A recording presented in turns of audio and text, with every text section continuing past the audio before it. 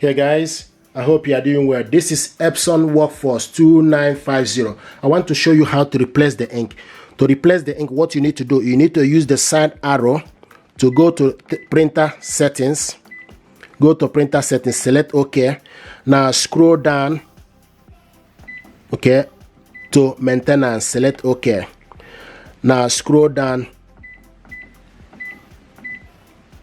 to replace ink cartridges replacement, select OK, and it will show you replace ink cartridges, select next, okay, and it will ask you remove and replace ink cartridges, promptly displaying insert.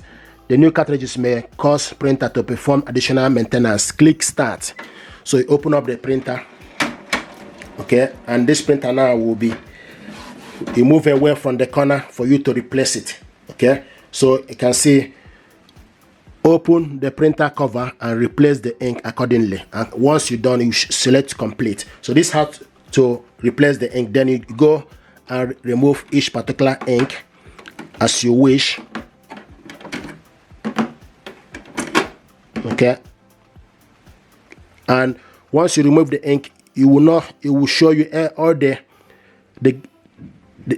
images here will be showing you empty. Okay, so you select OK, and it will move from the corner and go to the side. So this is exactly how to replace the ink cartridges. For you can see ink cartridges is not installed. Okay, so this is exactly how it works. Okay, thank you very much indeed, and stay blessed. This is how to replace the ink.